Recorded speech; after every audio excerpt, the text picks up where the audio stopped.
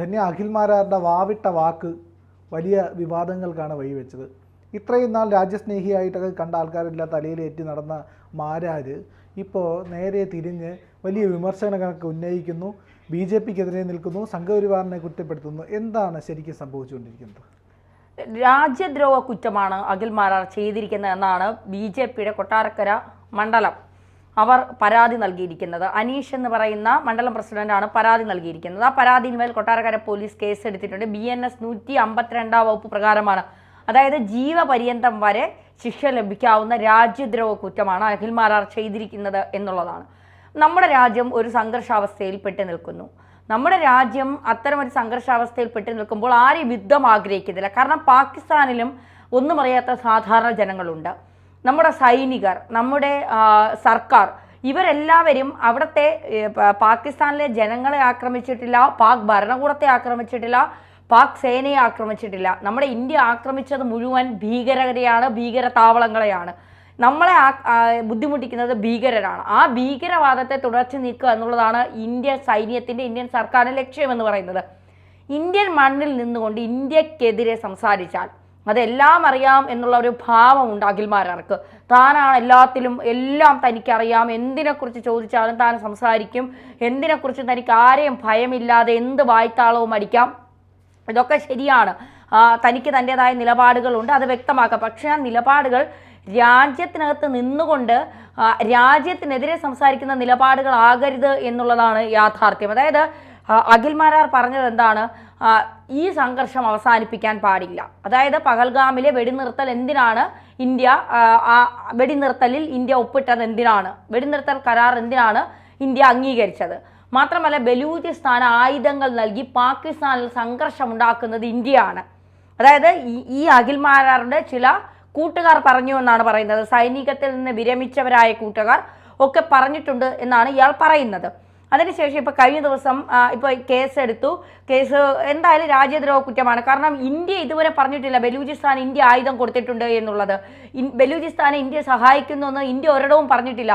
പക്ഷെ ബലൂചിസ്ഥാൻ പറയുന്നു ഞങ്ങൾക്ക് ഇന്ത്യയോടൊപ്പം നിൽക്കാൻ ആഗ്രഹമുണ്ട്. അത് ഇന്ത്യ എന്ന് പറയുന്നത് എല്ലാവരെയും ചേർത്ത് നിർത്തുന്ന രാജ്യമാണെന്ന് തോന്നിയത് കൊണ്ടാണ്. മാത്രമല്ല ഭീകരവാദത്തെ എതിർക്കുക കൂടി ചെയ്യുന്ന ഒരു രാജ്യമായിട്ടാണ് ബലൂചിസ്ഥാനെ നമ്മൾ എല്ലാവരും കാണുന്നത്. പാകിസ്ഥാൻ ഭീകരരെ വളർത്തുന്ന രാജ്യമാണ്, നമുക്ക് അവരോടൊപ്പം നിൽക്കണ്ട എന്ന നിലപാട് ബലൂചിസ്ഥാൻ സ്വീകരിക്കുന്നു. ബലൂചിസ്ഥാന് ആയുധം കൊടുക്കുന്നത് ഇന്ത്യയാണെന്ന് ഇന്ത്യ ഇതുവരെ പറഞ്ഞിട്ടില്ല. ബലൂചിസ്ഥാനെ സാമ്പത്തികമായും ആയുധപരമായും സഹായിക്കുന്ന ഇന്ത്യയാണെന്ന് ഇന്ത്യ എവിടെയും പറഞ്ഞിട്ടില്ല. അങ്ങനെ ഇന്ത്യ പറയാത്ത ഒരു കാര്യം സൈനികർ പറഞ്ഞു എന്ന് പറഞ്ഞുകൊണ്ട് പറയാൻ ഇയാൾക്കാരാണ് അധികാരം കൊടുത്തത്? അതുമാത്രമല്ല പറഞ്ഞതിൽ ഏറ്റവും ഇന്ത്യൻ മണ്ണിൽ നിന്നുകൊണ്ട് ഏറ്റവും വലിയ രാജ്യദ്രോഹം എന്ന് പറയുന്നത് ബലൂചിസ്ഥാൻ ഇന്ത്യ ആയുധങ്ങൾ നൽകിക്കൊണ്ട് പാകിസ്ഥാനിൽ സംഘർഷാവസ്ഥ ഇന്ത്യ സൃഷ്ടിക്കുന്നു എന്നുള്ളതാണ്. നമ്മുടെ ശത്രു രാജ്യത്തിനെതിരെ, നമ്മുടെ ശത്രു രാജ്യം എന്ന് പറയുമ്പോഴും ഭീകരർക്കെതിരെയാണ് നമ്മൾ വാളെടുക്കുന്നത്, ഭീകരർക്കെതിരെയാണ് നമ്മൾ ആയുധം എടുക്കുന്നത്, ഭീകരരുടെ നുഴഞ്ഞുകയറ്റത്തെയാണ് നമ്മൾ ഇല്ലാതാക്കാൻ ശ്രമിക്കുന്നത്.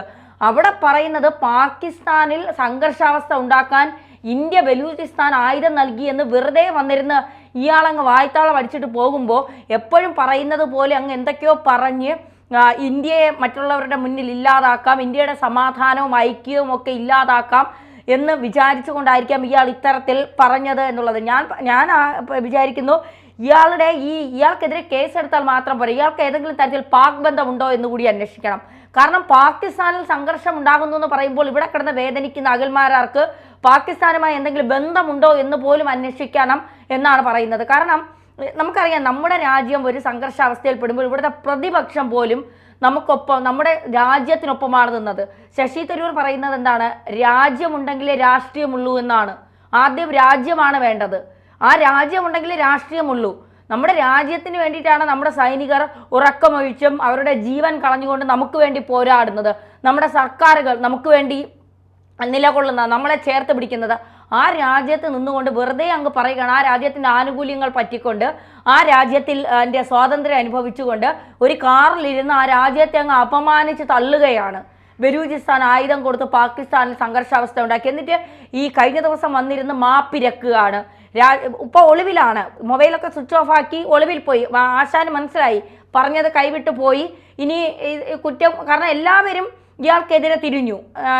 രാജ്യത്തിനെതിരെ ഒരു വാക്ക് പറഞ്ഞാൽ അവനെ പിന്നെ വച്ചുകൊണ്ടിരിക്കുമെന്ന് തോന്നുന്നുണ്ടോ? അവനെതിരെ എല്ലാവരും ഒറ്റക്കെട്ടായി നിൽക്കുമെന്നുള്ളതാണ്. അപ്പോൾ എല്ലാവരും തിരിഞ്ഞിട്ട് പലരെയും ഇയാൾക്കെതിരെ വീഡിയോ ചെയ്യുന്ന പലരെയും വിളിച്ച് ഭീഷണിപ്പെടുത്തുന്നു.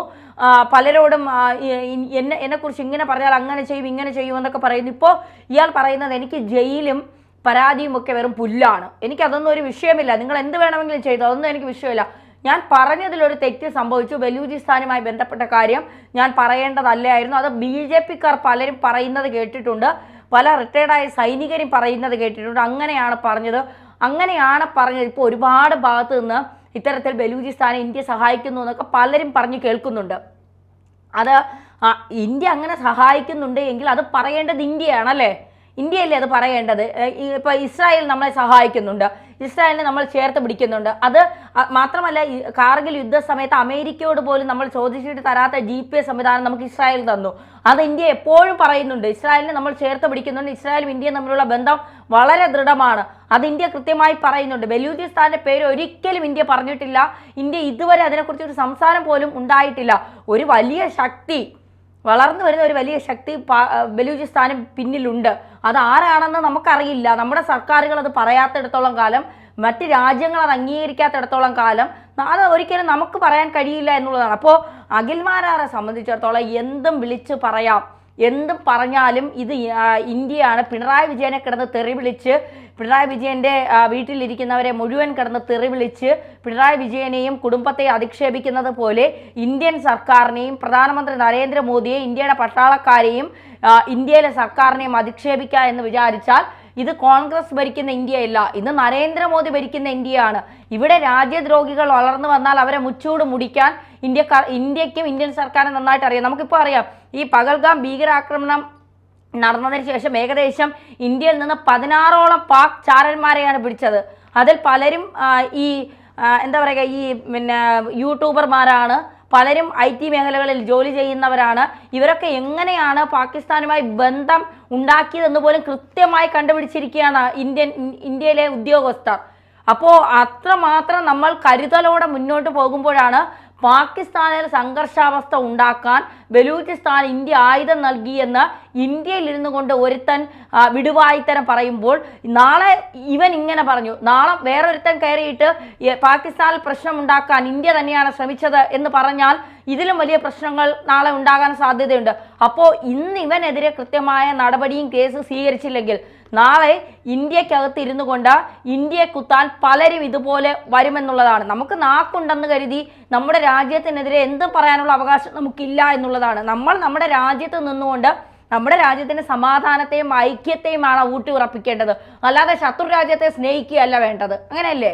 തീർച്ചയായും അത് വളരെ ഗുരുതരമായിട്ടുള്ള ഒരു പ്രസ്താവനയാണ് അഖിൽമാരാർ നടത്തിയിരിക്കുന്നത്. അതിനകത്ത് ഗൗരവം മനസ്സിലാക്കാതെ വെറുതെ അങ്ങ് സംസാരിച്ചാൽ മതിയോ? അതിൻ്റെ ഗൗരവം മനസ്സിലാക്കേണ്ട രാജ്യത്തിൻ്റെ ഈ രാജ്യരഹസ്യങ്ങളുണ്ട്. രാജ്യരഹസ്യങ്ങളെ ചോർത്തി നൽകുന്നത് പോലെ തന്നെയാണ് രാജ്യത്തിനെതിരെ സംസാരിക്കുന്നതും ഒരേപോലത്തെ കുറ്റമാണ്. എനിക്ക് തോന്നുന്നു ഈ കുറ്റത്തിനുള്ള ശിക്ഷ ഏതാണ്ട് 20 വർഷം വരെ തടവ് ശിക്ഷ ലഭിക്കാവുന്ന കുറ്റമാണ് അഖിൽമാരാർ ചെയ്തിരിക്കുന്നത്. ഇന്ത്യ ഒരിക്കലും മറ്റൊരു രാജ്യത്തിനകത്ത് കയറി ആക്രമിക്കുന്ന പാരമ്പര്യമുള്ള രാജ്യമല്ല. അവിടുത്തെ സമാധാനം തകർക്കാനായി ശ്രമിക്കാറില്ല.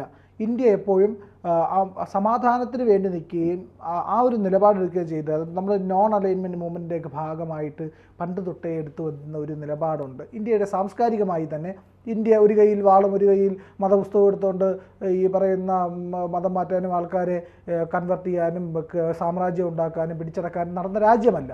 ഇത് എല്ലായ്പ്പോഴും ചെയ്യുന്നത് സമാധാനത്തിൻ്റെയും ഈ ശാശ്വതമായ സന്ദേശങ്ങളുടെയും ഒക്കെ ഒരു കേന്ദ്രമാണ് ഇന്ത്യ. ബുദ്ധന്മാരുണ്ടായ രാജ്യമാണിത്. ഈ രാജ്യത്തിൻ്റെ സംസ്കാരവും പാരമ്പര്യവും എല്ലാ കാലത്തും ഒരു ശരിയായ രീതിയിൽ സമാധാനത്തിൻ്റെ പാതയിൽ മനുഷ്യൻ്റെ പുരോഗമനത്തിന് വേണ്ടി നിൽക്കാറുള്ള രാജ്യമാണ്. അപ്പോൾ രാജ്യത്തിനെ തെറ്റായി ചിത്രീകരിക്കുന്ന ഏതൊരു പരാമർശത്തെയും ശക്തമായി തന്നെ നേരിടേണ്ടതുണ്ട്. തീർച്ചയായിട്ടും.